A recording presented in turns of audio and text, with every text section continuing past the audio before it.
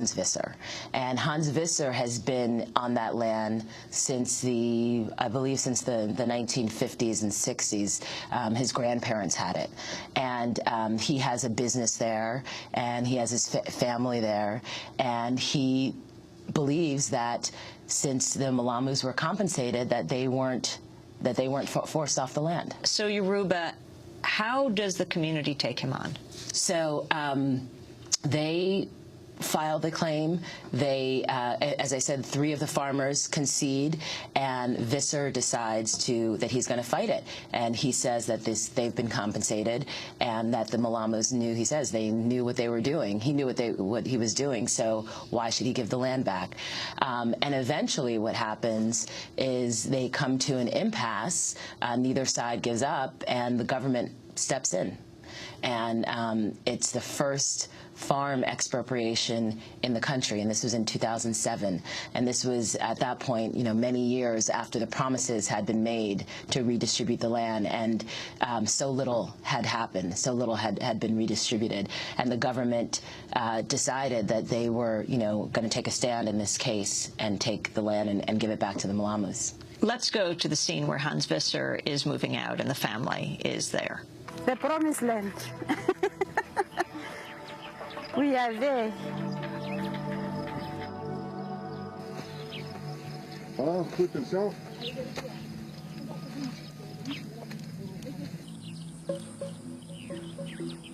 You see Abraham, and this is the wife. He died on the 9th of September 1903. If the dead people see, he must be proud of us as well. I believe land reform is not an instrument in which to enrich people, but rather it should be an instrument which would make it possible for people to earn their own keep. Senseless for people to inherit a property and they do not have the skills to operate the property. Let's come and have a look at the scenery on the side. Yeah, man, this is beautiful, huh? Very beautiful.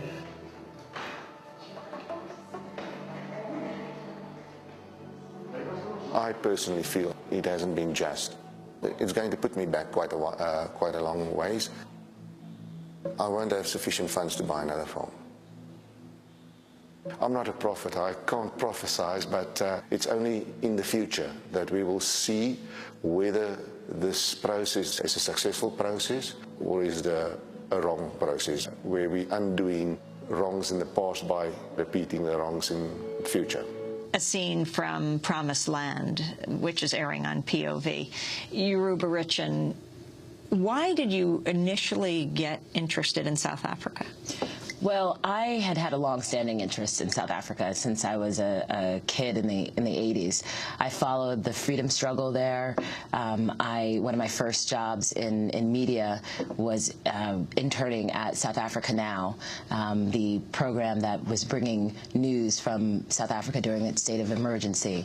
And when Mandela was released, we walked from our home in Harlem to Yankee Stadium to see him with my whole neighborhood. And I think obviously for so many people, the struggle was, the freedom struggle was inspiring and was our struggle, and especially for African Americans here in the U.S. So it was just a country that I'd always been fascinated by and wanted to go and follow the developments.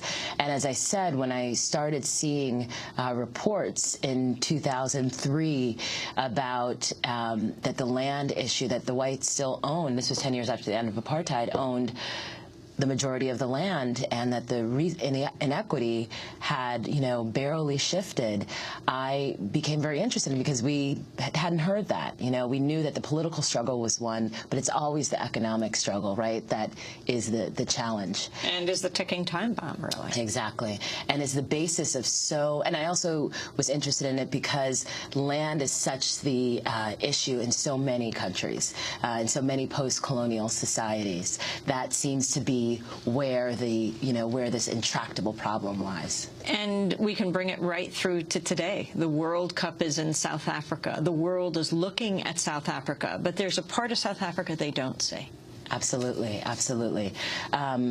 you know, when they were building these stadiums for the Cup, which obviously is a huge honor for South Africa to have, and they're, you know, thrilled to have it in many ways. But the landless, the landless who live in the shanty towns, who don't have, you know, who don't have their own piece of land, who don't have houses, there were many removals that went on through the country to build these stadiums.